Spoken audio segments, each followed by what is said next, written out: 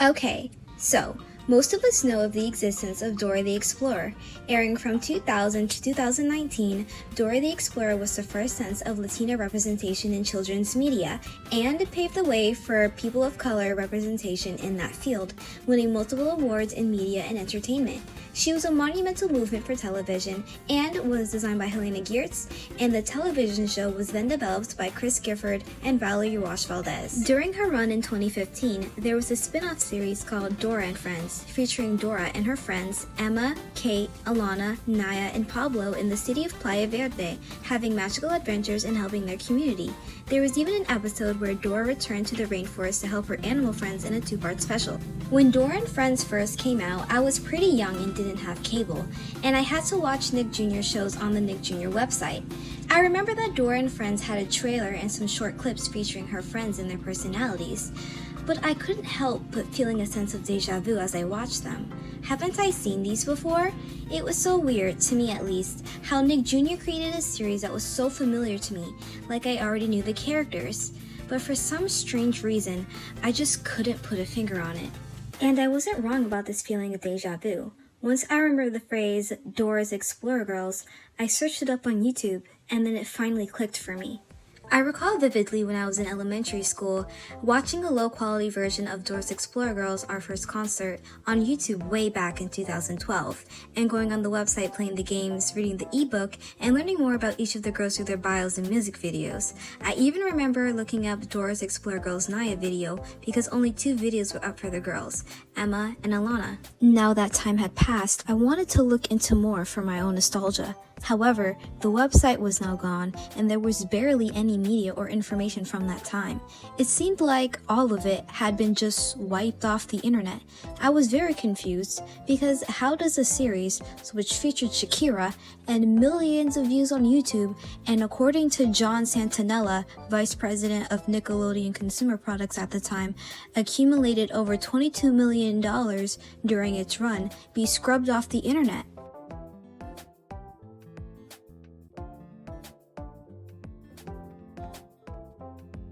Before I continue, please like and subscribe for more updates and potential uploads.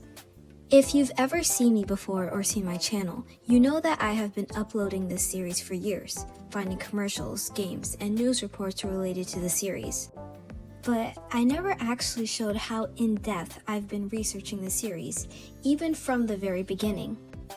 Warning, I want to preface that most information about Dora's Explorer Girls is mostly gone, as it was almost 15 years ago and most news sites from that time are deleted. So if you have any additional information or fun facts, feel free to comment down below.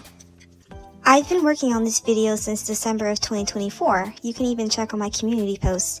I've been receiving updates and brand new information with the collaboration of others. This might be a tad bit confusing, so I'll use this timeline so you understand what's going on, and keep each door in the upper left corner so you know which era I'm talking about. Credit to Iketheedddworldfan for this timeline.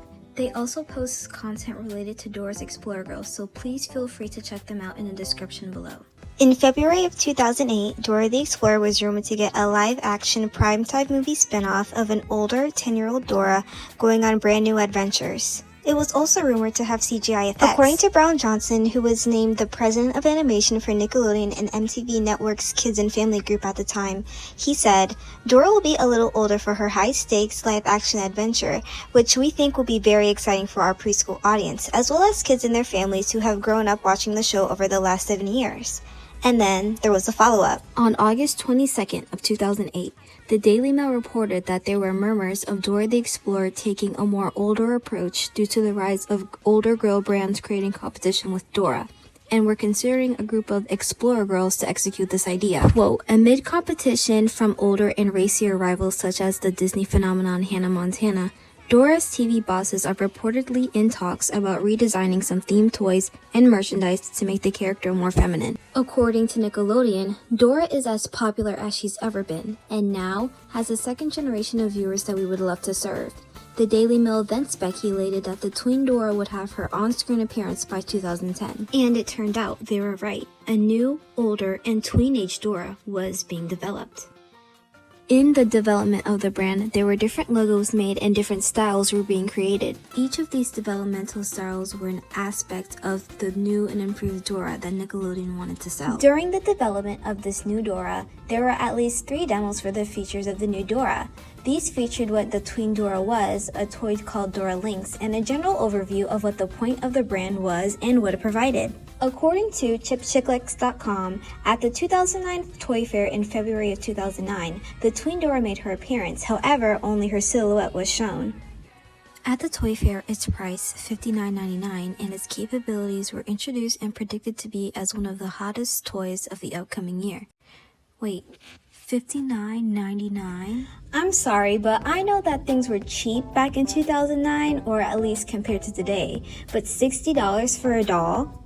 I understand that Nickelodeon and Mattel are very powerful when it comes to developing toys and developing things for girls, but pricing a doll at $60 a year after the 2008 recession is blasphemy. What was so interesting about this doll and what were its capabilities? Well, the doll was described as being extremely interactive.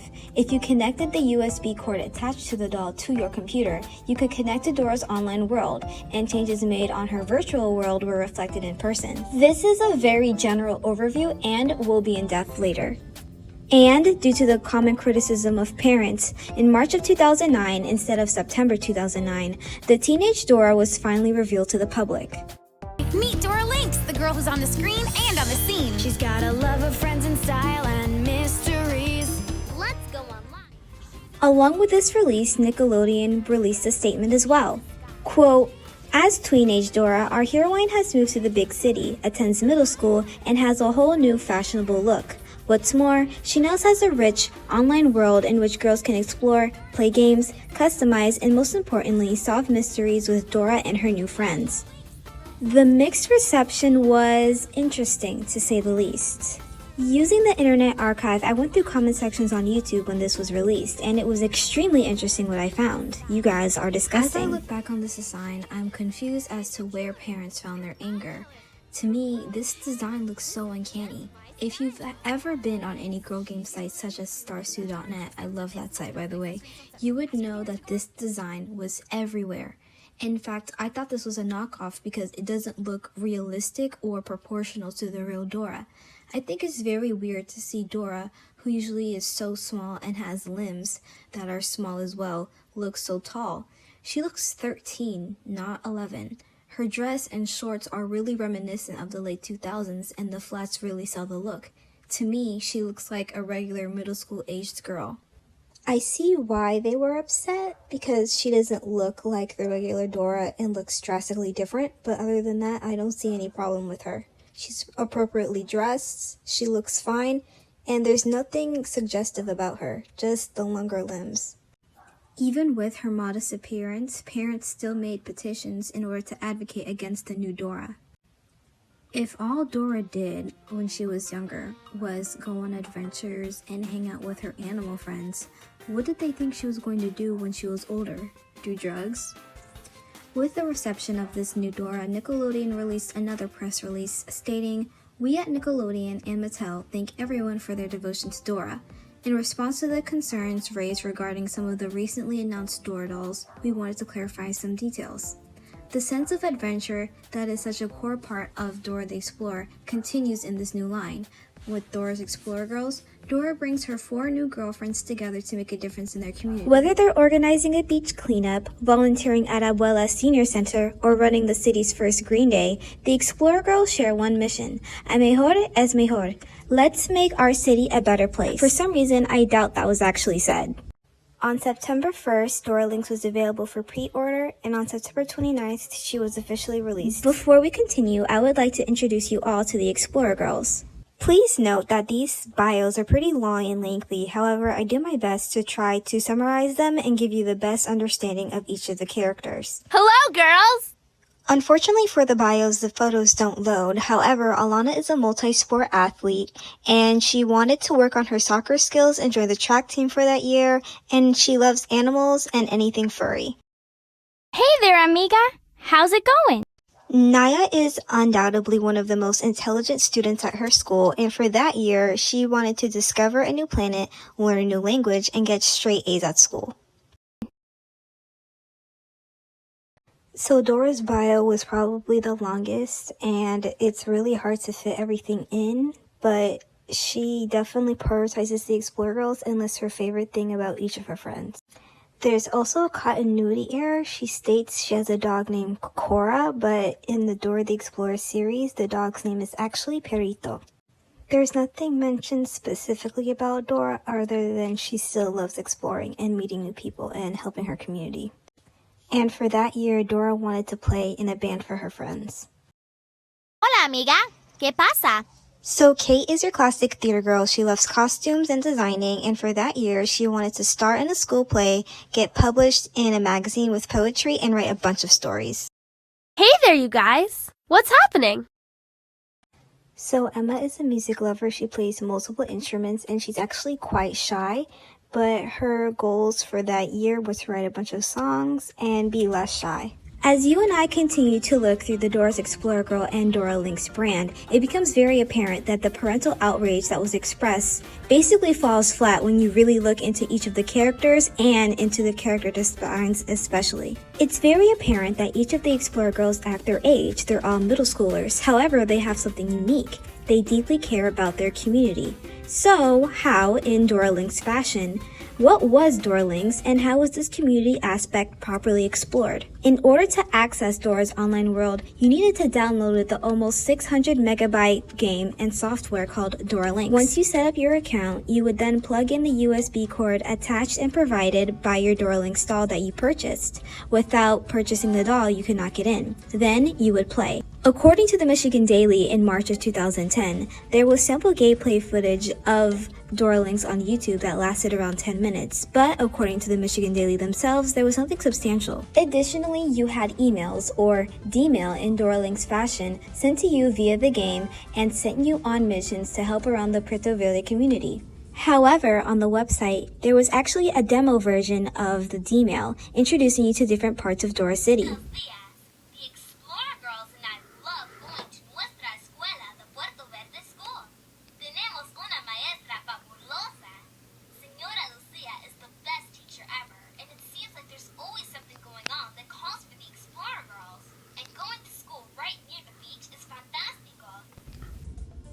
The D-mail varied in severity, but usually you would have to organize events, find items in order to sell them for auction, or even find lost medallions or lost items in the sand. Sometimes you would even have to solve riddles or use objects such as a telescope to solve them. And just as advertised, you were able to change her cheeks, lips, eye color, and her hair length.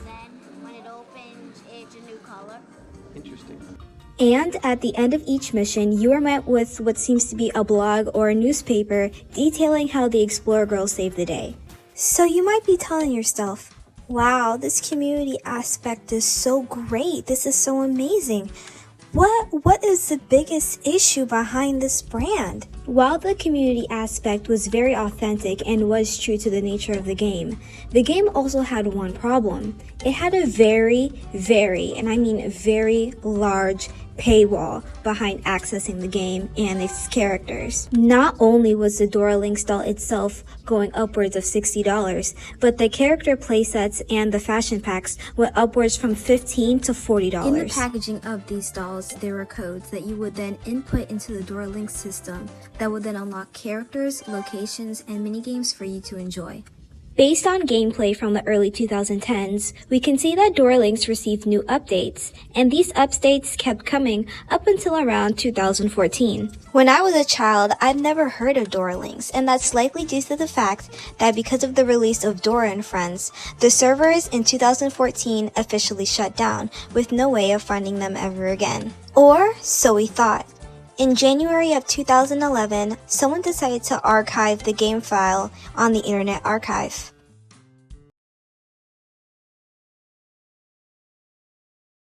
From May to August of 2009, Chris Gifford, the creator of Dora the Explorer and the creator of Dora's Explorer Girls, created a series of tweets regarding the Dora's Explorer Girls script and interstitles. However, Dora Links was just becoming a thing. So what was the Dora's Explorer Girls series? Girls.com to learn all about Dora's new friends, the Explorer Girls. On September 29th, the same day Dora Links was released, the DoraGirls.com website was released to the public on Nick Jr. The reason this date is so significant is because that is the same day Noggin transitioned into Nick Jr.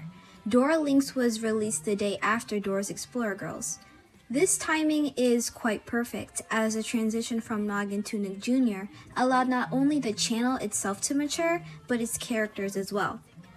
On the Nick Jr. parent site, Dora's Explorer Girls had its own section on the Dora tab at the time of its release. On the site, it detailed the most important aspect of the Dora's Explorer Girls brand. It would be exclusively online. As we continue on in the video, this would later be proven false, but this sentiment that the older Dora won't be featured on television so that parents didn't have to worry about the horrification of Dora is super hilarious to me. Dora is shown wearing a top and leggings with flats in both iterations. She will be just fine. There was nothing wrong with her. If anything, this illustrates the sexualization of young Latina girls, regardless of how they're built, how they look, or how they dress. The website featured 3 music videos, an online game, bios about each of the girls, posters, computer wallpapers, and an ebook about a runaway puppy. As a kid, I used to be on this website so often and so much. I loved the idea of an older Dora. She was more mature and more lively. I really liked Kate and Naya because Kate had red hair and because Naya was smart. According to the ebook, Naya speaks French, Spanish, English, and was learning an old Mayan familiar language from her parents. If you're really interested in seeing a more in-depth version of the Explorer Girls and their personalities, I uploaded the ebook on my channel. It'll be in the cards above. I also really like how the franchise really introduces a notion that I don't see many people often talk about, which is that this really displays the spectrum of what a Latino looks like. It doesn't need to be the stereotypical tan skin and dark hair, but it can also be blonde hair and green eyes, or even Afro-Latina. I really wish this is something more emphasized in the media that we consume today. The website was accessible through the New Junior website, and it had its own tab. It also had its own video on the video section of the Nick Jr. website, but it wouldn't load. I used the inspect tool and figured out that the runtime of the video was around a minute long, which was the same length as the promotional video with the caption, "Dora is going on adventures in a city. Learn more here." Based on that assumption, we can boldly conclude that this is the same video. In December of 2009, an older Dora is featured in Dora's Christmas Carol, coming from the future to help Dora. This is an older version of Dora that has a striking resemblance to the Dora's Explorer Girls Dora, easing in the idea of a tween Dora to young kids. She had a different design from the other iterations created so far, as she has a flower in the middle of her blouse rather than flowers all over it. Her shoes are no longer orange, but white. In February of 2010, celebrity choreographer Luis Salgado is hired to choreograph any dancing and movement for the Dora's Explorer Girls Our First Concert special. He was noted in a Broadway World article, noting that he was hired by Nickelodeon to create the movement for the up-and-coming animated special feature. 6 talented dancers between the ages of 10 and 13 each got to represent and give life to a character from the show. As I looked into this, I believe that one of the dancers actually got to dance for Beyonce, so that was really interesting. Sometime in 2010, Jolly Pop Entertainment, the record label behind multiple kids shows and series on Nickelodeon, got Natalie and Karina Padura on the project, as they were under the label for their music career. And around this time, a 3D version of the 1-minute promo video was created by Helena Geertz.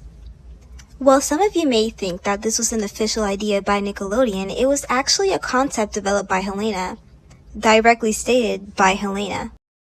I spoke to Helena directly through email, and she said, "Yes, we did a 3D version of the opening for the show, but it turned out it was going to be too expensive to do it in 3D, so eventually the show was made in 2D.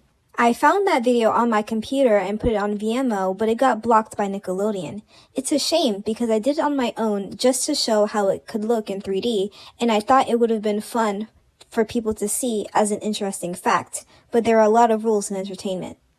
As we'll jump into later, I would love to expand upon how Helena Geertz was kind of snubbed by Nickelodeon and overall excluded from a project that she herself developed and started. Around that time, casting was advertised for animators and characters. The voice acting and singing casting took place in Miami. Additionally, the recording and voice acting took place in Miami as well. In May 2010, Dora's Greatest Hits album featured songs from the Dora's Explore Girls special. The special itself had not even been released or announced to the general public. These tracks included Todos Juntos featuring Shakira, Dora's Explore Girls anthem, and Over the City. Sometime in 2010, the artwork for the special is created and animation is produced by Neon Creation, an animation company based in Korea. On or before November 1st of 2010, the special is completed in its development and creation, shown by dates via Nickelodeon. On August 3rd, 2011, Nickelodeon released the music video for Todos Juntos, a music video in collaboration between Dora and Shakira to raise awareness on working together as a community. This wasn't the first time Shakira worked with Dora, as she was featured in Beyond the Backpack, a Nick Jr. program made to raise awareness for the nervousness preschoolers faced when transitioning to kindergarten. A few days before August 7th, 2011, Nickelodeon released the behind-the-scenes videos of Todos Juntos. And on August 7th, 2011, the Our First Concert special aired on Nick Jr. Dora, as you've never seen her before. The plot surrounds Dora and her friends finding concert tickets after Alana accidentally loses them when she keeps them in her jacket pocket and gives the jacket away to charity before the concert. The movie has very good songs, and my favorite when I was a kid was the Hot Air Balloon song, also known as Over the City. The movie was surprisingly met with good reviews, with an additional cameo of Boots at the end, since everyone was complaining that he wasn't around anymore. There were some negative reviews, but that's what comes with change. After the air date, the movie was featured on iTunes for purchase. In 2012, the special earned a nomination for a Daytime Emmy for Best Children's Song, according to the composers of the special, Jolly Pop Music and Entertainment. The same company would then report that the Dora Explore Girls special was one of the most viewed specials in Nickelodeon's history. Additionally, knockoffs were made in countries abroad, featuring this one here as an example. However, although there was a clear demand for more content, the series was never heard from again. There were interstitles aired on Nick Jr. and Nickelodeon, but they have yet to be found, with only screenshots available. Before I continue, I want to bring in my reasoning for these interstitles. Interstitles are shorts that are aired between TV shows, as filler, and ads are usually made of well-animated TV segments. All of these clips were from the Dora's Explore Girls website commercial featured on Nickelodeon. The one on the top left represents Kate giving a speech. However, why would you use only one angle for the commercial and another angle for the promotional video? It sounds like it's a longer segment of something else. The one on the right has been rumored to be an Illuminarium or a Hispanic-based celebration including light, but I'm not sure if this is true. And finally, the one on the bottom. The reason why this one sticks out to me the most is because Emma is facing the camera. If this is only a commercial, shouldn't her face be facing forward like the rest of the girls? This supports the theory that there is an interstitial out there regarding traffic safety. With even more sufficient evidence that these interstitles exist, Helena Geertz has a YouTube channel on YouTube. I decided to ask in her comment section about them if she was aware or if she knew of their existence or if they even existed in the first place, and she replied, yes. The issue here, however, is finding them. They do exist, but where can we find them? And if you still aren't convinced, Frank J. Guthrie was the art director for the Explore Girls interstitles. However, that's just not my word. He put that in his LinkedIn bio. Additionally, he also has concept art from his website, with the bikes being featured as the file name interstitial_001. And on his portfolio, 710films.com, you can clearly see some unseen development pictures of the Explorer Girls. You can also see some of things that made the cut in the special. And of course, for my most recent find, here. As I said before, this is from Neon Creation in Korea, except we've never seen this picture before. Who knows where it came from? I've even met others who have seen the same short that aired around 2014, and it was the same thing, street safety and a little bit of the environment. Not only that, the full-length animated version of the theme song could not be found, only within the 3D animated version. The full-length animated version does indeed exist, as it plays in the back of the unfinished version of the 3D animated theme song. So, using the information that I have just reviewed with you all, I decided to piece together my own interstitial that could have existed, the Luminaria tradition interstitial that has been alleged to exist. It isn't much, but it is likely the Illuminarium interstitial, and it was likely that the Explorer Girls anthem music was put over it. In May of 2012, our first concert was released as a part of Nickelodeon's Big Little Movie series and was available on DVD. In September 2012, Emma was featured in the Dora the Explorer School Science Fair episode, where Dora and Emma take their volcano project to school. As a kid, I vividly remember watching this episode, and I found it really cool how the volcano erupted and how the lava flooded everywhere, but I also noted how Emma looked a lot younger here than she does in the regular series. On August 11th, 2019, the final episode of the original Dora the Explorer series aired. At the end of the episode, previous designs from the Explorer Girls were featured in the final episode of Dora the Explorer, suggesting Explorer Girls was a younger tween Dora. There's a bit of a continuity error, as the girls are supposed to meet when Dora moves to the city, and it's outlined in Making Music with Emma, a short from the Dora's Explorer Girls website, that Dora met Emma practicing her violin. I grabbed my flute and I joined right in. This goes for Kate and Alana too, as the official Dora the Explorer channel says that Kate was featured as a knight in Dora Saves the Crystal Kingdom. And in Alana Joins the Team, another short for the Explorer Girls website, Dora meets Alana after She set up a goal. She helped the kids keep the ball under control. By the way, do you remember when I mentioned the Padura Girls? Each of the Explorer Girls had a speaking and singing voice.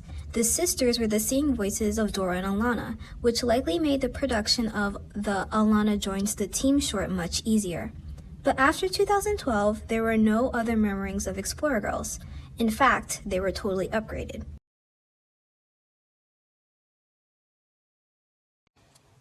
Do you remember when Nickelodeon said that they would keep the older version of Dora online and not on television? I do. They didn't keep their promise.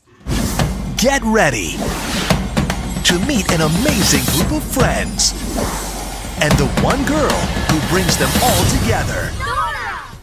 I remember this rollout so vividly. There are promotional clips being used to advertise the show and videos where you could meet each of the characters. I find it amusing that the first episode of the series was Puppy Adoption Day or something similar, which is also similar to the book involving Dora's Explorer Girls. Additionally, there's an added element of magic, with Dora's charm bracelet being used in tough situations. The show lasted from 2014 to 2017. In regards to character design, there aren't many differences. All of the characters get brand new outfits, but there aren't any major changes except that Emma loses her dreadlocks and that Naya gets a nice and more elaborate ponytail and that there's a male character. As I grew up with the series, I don't have much to say, but I do acknowledge that there are multiple throwbacks to Dora's Explorer Girls. For example, in this screenshot of Dora's room, you can clearly see a poster of Shakira. Additionally, in this promo video for Dora and Friends, you can clearly see the hot air balloon that the Explorer Girls take while they sing Over the City. Dora and Friends still leaned on the aspect of community, as every episode involved the girls solving a problem or helping their community in some way. However, I often prefer Dora's Explorer Girls over Dora and Friends.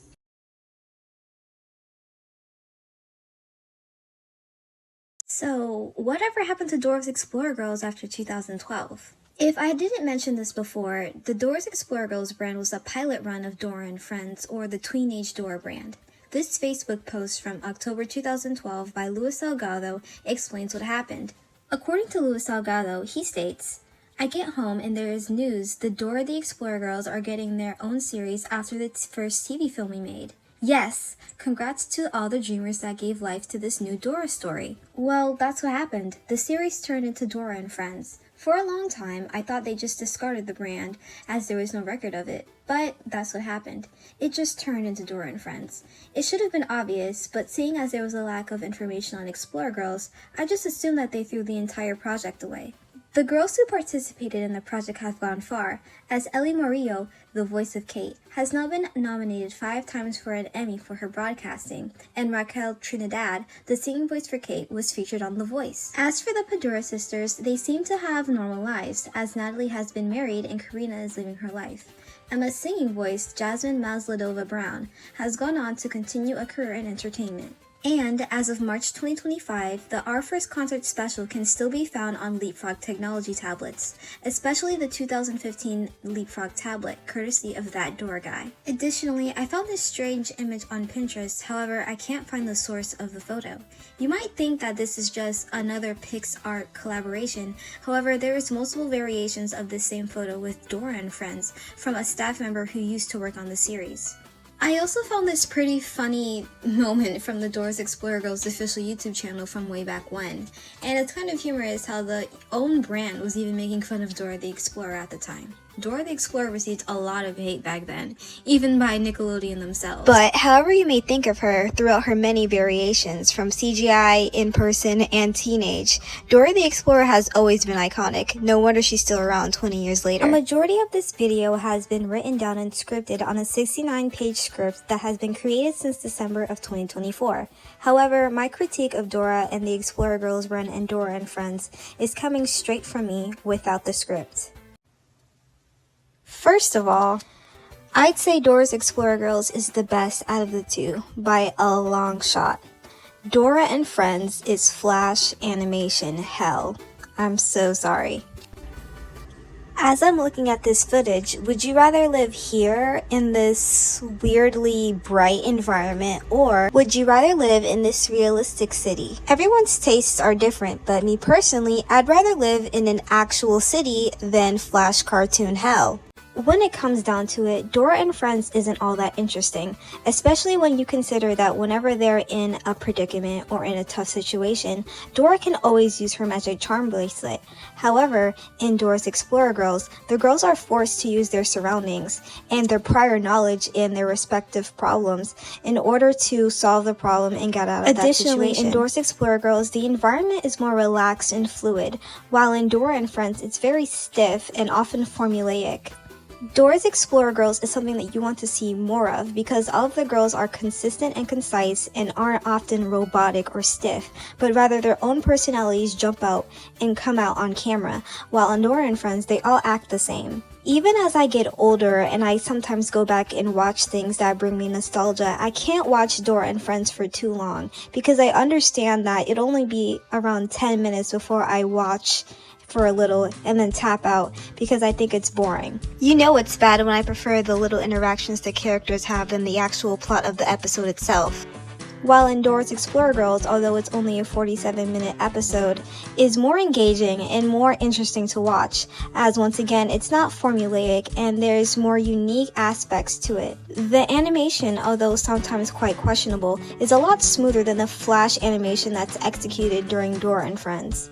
And for the music, the songs in Dora's Explorer Girls are a lot more catchier than the ones made in Dora and Friends. However, I do understand that Dora's Explorer Girls was given a lot more time to songwrite rather than Dora and Friends that's given over a small time period in order to execute the songs and write the melodies and other things. And going back into the environmental part, I really enjoy how in Dora's Explorer Girls, the girls once again only use their minds and not only outside influences like map app or a charm bracelet. Instead, they actually have to use their heads.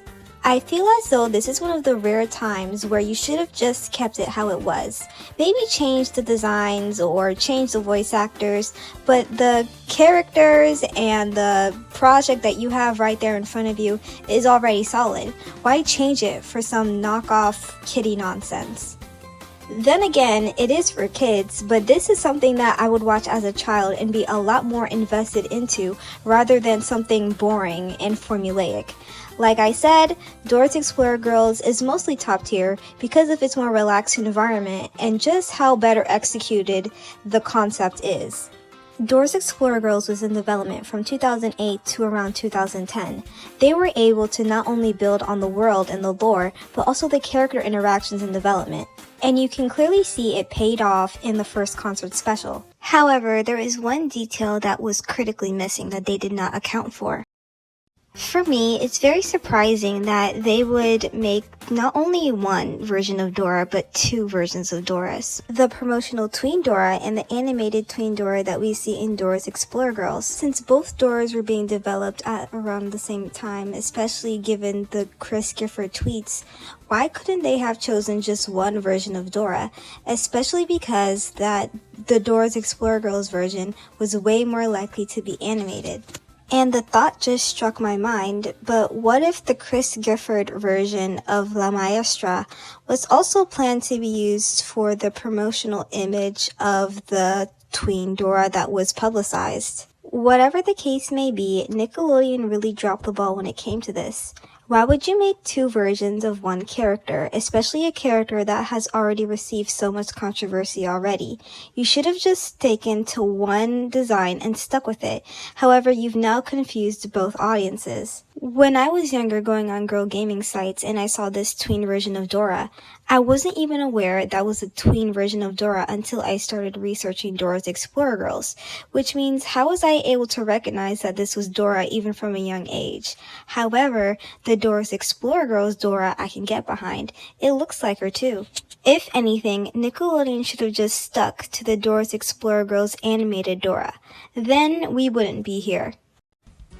The Explorer Girls, in a more simple sense, is more natural, while Dora and Friends is more artificial and manufactured. I would have loved this to be the main series, not Dora and Friends. However, I'm not someone who works in entertainment or knows what's best. Nickelodeon knows what's best. It's editing fairing. I don't know why I said that. No, they do not know best. I promise you the fans could come up with something a lot better. And clearly, Dora and Friends was still a success without the need of a natural feel.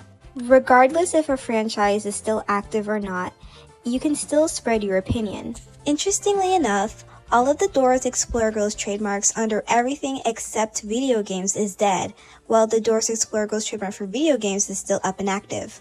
This could serve as an explanation as to why Dora Links and Dora's Explorer Girls were used interchangeably.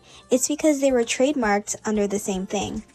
And it's really interesting to see that even the smallest bits of lore from Dora Links, Dora's Explorer Girls, even managed to make it to the Dora and Friends canon, or universe. And speaking on things that transferred over from Dora's Explorer Girls to Dora and Friends, I think I'd like to take a minute to kind of explore what was left over and what was kept for the series. We never know why or when Dora moved to the city, although in the book it is noted that there was a mention of Dora's mother coming home from the airport from a conference, so it's likely job related or for personal reasons. In Dora Links, the Iketheeddd's Cafe or the Rainbow Cafe is used to meet up for mysteries. In Dora and Friends, the Iketheeddd's Cafe is used as a hangout spot, and it's known in the Dora's Explorer Girls ebook that Alana's mom actually works there. Something that I also find interesting is that in the Dora's Explorer Girls The Runaway Puppy cover, there is an often similar posing that is used for the Dora and Friends Into the City promotional imaging, with Dora, Kate, and Naya having the same poses as the book cover. Not only that, this pose, used by the 2009 promotional image of Tween Dora, is used not only for the cover of the Our First Concert picture, the designs for Our First Concert, and even used in Dora and Friends in the books that they were selling. Additionally, they kept the design of Dora's house, which is something that I find interesting. However, I kind of agree with it. Who wants to redesign a whole house? Finally, from my memory, I believe they changed the name of the city. It was Puerto Verde, now it's Playa Verde. In English, they basically changed the name from Green Port to Green Beach. If you're also interested in the series, feel free to comment down below any changes that you might have seen outside of character design or names. Now, I want to touch on my archiving. I feel as though that I don't really express myself on my own platform, and I don't really get to interact with you guys as much as I feel like I need to. So I want to start expressing how I got into the series and how I find things on my own. The goal of my archiving has always been to make this video. My channel is mainly focused on Dora's Explorer Girls, but I was the one that found the animated pieces of the Dora pilot along with Riley Power. I wanted to give a step-by-step as to how I'm able to find all of these pieces of media, and hopefully one day that some of you could even implement these steps into finding your own interesting pieces of lost media. As stated before, the Dora's Explorer Girls series was something I'd simply forgot. It was mostly blackened out in my memory, until of course I finally remembered it. Until I forgot, again, a few years later.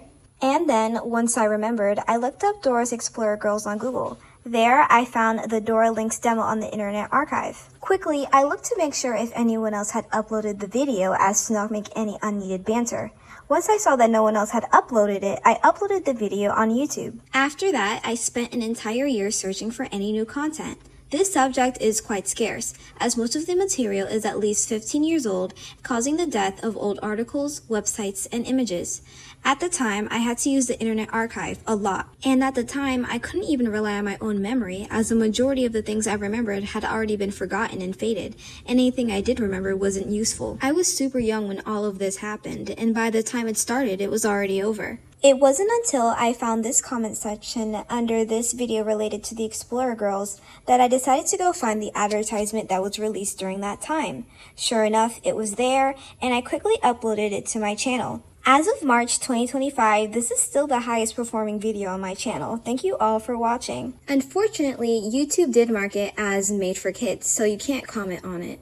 As some time went by, I also found the source and background of Dora the Explorer, the original series. Funland Animation, based in New York City, was the developing studio behind Dora. In fact, they are the ones who created the Dora pilot that has yet to be found. This brings me back to Helena Geertz, who I feel is still to this day uncredited for her development for the Dora the Explorer brand. As stated previously, Helena isn't even allowed to keep up her own concepts of Dora the Explorer or Nickelodeon-related brands up on her own personal website due to Nickelodeon. On the old version of the Funland Animation website, you could see old concept photos and designs for the pilot of Dora the Explorer. I hope that one day Helena is properly credited for her work in Dora the Explorer, and I hope that she knows that there are people out there who recognize her and admire her for her work in children's entertainment. While I was on Funland's website, I found that they had a Venmo channel, and I found this thumbnail. This resulted in me finding the unfinished 3D version of the Explorer Girls theme song, and finding new pieces of the full 2D version that's lost media. But after a year or so, I realized there wasn't much left else to find. I did acquire designs for the girls and the storyboards for the Our First Concert project, but no more material. So I decided to shift my focus onto Dora Links. These designs were created by Bruce Anthony Marshall, and using the characteristics given to each of the girls, he was able to properly design and execute ideas and clothing for each of the Explorer Girls, and 8 years later, gave us concepts of what they would wear and what they would do as adults when they're 18. And now that I'm really looking at these designs, I'm still confused as to how adults were able to conceptualize this as trampy. These clothes were clearly made for children, and it's really interesting to see that a lot of these concepts made it into the actual movie. These storyboards created by Lynn Hunter also showed the Under the City portion created by the Explorer Girls, and as you can see, they're still wearing their traditional outfits. As I started my Dora Links research, I came across ThatDoraGuy's video on how to bypass the Dora Links login screen. Once I made it past the login screen following the tutorial, all I had to do was order a doll. So, I bought one for $18 off of Mercari for Christmas, and the unboxing was terrible. It was really, and I mean really hard, and I hated it so much. But I did manage to get it out. I remember I was planning to do a video unboxing, but I never got to it. I deleted all the footage, so I guess that's my own version of lost media. When I plugged the doll in and I accessed the game, I quickly realized that there were a lot of bugs and issues with the game. So I decided to stick with the mini games. And in case you were wondering, yes, the doll still reacted to the software all of these years later. Later on, someone that I'm great friends with named Riley Power did inform me that there was an ABC News report that aired in around 2010 for the 10th anniversary of Dora the Explorer that had clips of the Dora pilot in the news report. One day, I was on the Internet Archive and I was looking for certain keywords such as Tween Dora when I came across this interview. Once I saw that there were pieces of the Dora pilot, I quickly sent it away to Riley so he could upload it on his channel. I decided not to upload it on my channel, and you may ask yourself why. Dora's Explorer Girls and Dora Links and the Tween Dora brand in general is something of my niche. I'm not really interested in Dora the Explorer, the main series. Riley Power is. Also, if he never told me about the ABC interview, I wouldn't have known that that was really important. Riley is more interested in the main series, so out of the kindness of my heart, I decided to give it to him instead. I don't need it, he does. If you're genuinely interested in learning more about the Dora pilot, please feel free to look at the cards above and watch pieces of the pilot. I also found a Teen Kids news report on Dora Links, and while it was a great find and really interesting to see how teenagers were to report on this news instead of being over-sexual like adults, there was nothing really interesting or anything substantial. In the description of my channel, I state that I only post when I have something new. So, after the news report, I went on hiatus again, and after a year, I came back and found the making of the Todos Juntos music video after finding it on archived versions of Google. 3 months later, ThatDoraGuy informed me that there was a playable, long-form version of Dora Links inside the CD that is included with the doll when you get your Dora Links package. Of course, I went and I tried it out. It took a couple of tries, but I did get it to work eventually. Once I played through it, I quickly realized that I needed to upload this modified version to the Internet Archive. This version does not require you to have a doll and is actually available in the description below if you're interested in playing it. The instructions are in the description. While I was playing the game, I intended to record it and then upload it to the Internet Archive, but alas, fun fact, I actually did not record it, and the version that is uploaded on my channel now is actually the second take, which meant for 4 hours I was playing Dora Links. It was an experience. It was an experience. I think in the description of the Dora Links video, I noted that I was mentally exhausted. And you might ask yourself, how are you mentally exhausted after playing a children's game? I don't know. I want you to play it and continuously hit dead ends, and then we'll see who's tired. 2 months after that upload, I played the game again, more so free play, and showed the mechanics of the game outside of the storylines that they provide you. And 2 months after that, I uploaded the Dora's Explorer Girls Puppy Adoption Day storybook that was on the website. This book was actually available on the Dora Links website, but it's only shown in some versions on the Internet Archive. The ebook is actually available on a PDF version on this website. However, I just decided to upload it on YouTube because it's more accessible to find. So you still may ask yourself, what is the purpose of all of this? And to that, I say, just interest. I like bringing awareness to things that people don't know, and I'm really interested in this topic, and I'm really happy that I'm able to educate others on something that people may not know. For example, I'm able to watch as Dora the Explorer and her friends serenade an old man into letting them inside a donation center by singing about how they can be friends. You try. Sir, won't you please understand? We were offering a helping hand. We each donated a bag of clothes, but one had a jacket with the tickets, and as it stands, we're the #1 fans of Shakira, and the message she sends is we all can be friends. Friends? It took a bunch of little girls who are like 10 to serenade and sing to you just for you to open a door so they can get a jacket back? Really? All jokes aside though, I feel as though that the Explorer Girls brand is often ignored and completely forgotten when it comes to Dora the Explorer history. Without the Explorer Girls, we wouldn't have had the conception of a tween-age Dora that was definitely shown within the 2019 version of Dora. In fact, the 2008 conception of the live-action Dora was translated in the 2019 version. Without Dora's Explorer Girls as the base print or the blueprint for an older Dora, where would we be today? As I look back on the pilot and kind of how they had to structure it, it becomes very apparent that they tried to make as many nods to the original Dora the Explorer as to appease their audience, especially parents watching alongside their children, because Dora does not need to be singing about her past adventures while she's singing about a map. Actually, the whole song about a map is taking me out, because why does she need to do this? I love maps. A map can tell you which way to go. It tells you what you need to know. Follow the map. So not only are they all singing about a map, but then watch this. Follow the map. It'll take you in the air and over the rainbow, across Chocolate Lake. Unfortunately, I can't tell if they were just trying to give a cute throwback to Dora the Explorer, or they were trying to give a cute throwback to Dora the Explorer in order to appease the minds of parents. However, here is what defines Dora's Explorer Girls. The map is so old, Dora. But we can still follow it. Just lay this modern city map over it.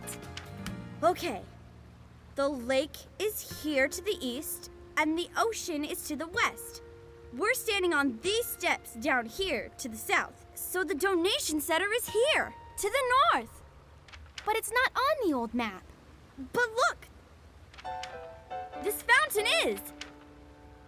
So we have to take this river north all the way. And this is why I love what I do. There is a version of Dora the Explorer where she's not using her phone, she's not using her talking map, but she's using her head in order to figure out how to leave an ancient place in order to escape and find a donation center that she needs in order to get tickets and go to her concert. She's not using extra material, she's using her brain. And on top of that, did you notice how she didn't ask the audience where north is, where south is? She directly pointed it out to us. There is a version of Dora the Explorer that's very relaxed and chill and doesn't really need our help. She's just doing things on her own. And this is exactly why I prefer Dora's Explorer Girls over any iteration of Dora. This version of Dora is able to do everything on her own and explore the world without constantly asking us where the bridge is, where is north, south, east, and west. She's doing it on her own, and it's super interesting to see how she explores the world around her with her group of human friends, and is able to do that without constantly asking the audience for advice. And instead of using a talking map or a smartphone or anything that's uncanny or unhuman-like, she's using the most human thing about her, her brain. This is why I do what I do, because I enjoy letting others know of this version of Dora. Not only that, it's not very commonly talked about. I just love reaching other people and showing them something that they've probably never heard before, or even introducing someone to a wave of nostalgia that they hadn't seen before. And my favorite part about it are the comments that I receive on my videos explaining the nostalgia that they get from seeing something that has happened such a long time ago. I love what I do. So you might ask yourself, what else are you looking for? Well, right now, I'm looking for the previously mentioned interstitials, or shorts that aired on TV. I asked TikTok about this, and it looks like they did exist. Here are some plots that might strike a bell. I want to give a warning that these are just speculated, and I don't even know if these are true or if they even existed in the first place. Going to the Mall, Kate's Makeover, Traffic Safety, Public Speaking, Friendship Pieces, and Something Medical. These aired on Nick Jr. and Nickelodeon during 2009 through 2014. Once again, Frank Guthrie was the creative director for these interstitials, and here's some proof that they exist. According to Riley Power, the Road Safety interstitle aired in 2014, with the title guide stating it was Dora's Explorer Girls. I've spoken with other people about it, and it looks like it definitely existed. And as I stated earlier, there is an extended 2D version of the theme song, and it plays behind the unfinished 3D version I uploaded. Right now, it looks to be wiped off the internet. In Dora's Explorer Girls, the speaking voice of Dora is Stephanie Joy. However, she was already well experienced in the professional world. Actually, Stephanie Joy is a combination of her first and middle name, but out of respect, I won't say her full name. It was just something interesting that I found out. As of February 2025, I emailed Helena Geertz, who I mentioned earlier as one of the creators of Dora the Explorer. Unfortunately, she was not a part of the project concerning these shorts. Those are the only two things I'm looking for, and then I'll be done. Of course, I will not be deleting my channel. After all, that would be ironic to just delete all the progress I've made just to leave it up for searching once again a few years later. I've come to really appreciate this topic as it's niche and really relevant to my childhood. And as this video is coming to a close, I'd like to give my thanks to those who've supported me. I've come to realize that throughout my lost media journey, it's important to understand people's perspectives and understand the things that prohibit them from communicating what you want. When it comes to lost media, you're required to have a lot of patience, understanding, and learning how to super sleuth your way into tough situations. I wouldn't be able to have a lot of the things I would have now if I never asked questions. This project is highly personal to me, and I'm so excited that I'm able to share it with all of you. And now, let's look over the impact of the Dora's Explorer Girl series. Overall, and based on the information that I have acquired over the years, it's simply put as this: Dora's Explorer Girls was an experimental project for a bigger one to come. Although it is kind of forgotten, there is a small community that still remembers this brand and this series, and although some parts of this type of media are still gone and lost from the public many years later, it's important to still remember this series as a stepping stone into the Dora that we have today. The voices who participated in this project are extremely talented. Beautiful even. And it's unfortunate that they may or may not be recognized for their work. And although forgotten and overlooked, the 2009 version of Dora will always be remembered as the first iteration of the older Dora, not the 2014 version of Dora that was on GMA and ABC. After all, the show did win a Daytime Emmy and reached millions of viewers on Nickelodeon. While we may never understand or get the entire story of the Dora's Explorer Girls brand, it's important to advocate and find out what else happened to it. And even if it doesn't work, and all of it is gone in Nickelodeon jail, it's important to still appreciate what we have. It was a great series, and although the animation was very interesting to look at the time, we must appreciate the authenticity and the relaxed nature of it. We got Dora the Explorer doing things on her own. And while we did continue to get an older version of Dora in the later 2010s, it's not the version that we see here today.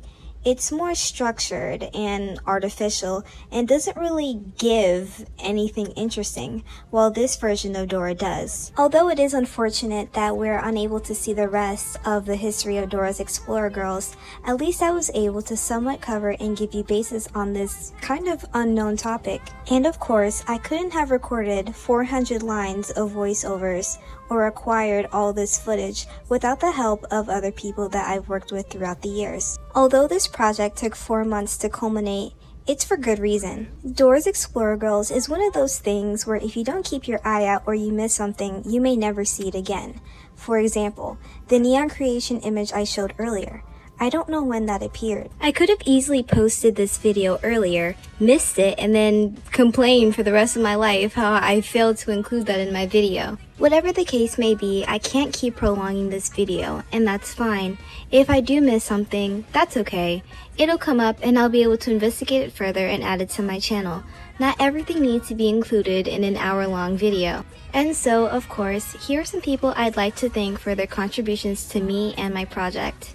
Please feel free to check them out in the description below. I'd like to thank everyone who has supported me so far, especially those who I'm about to name now.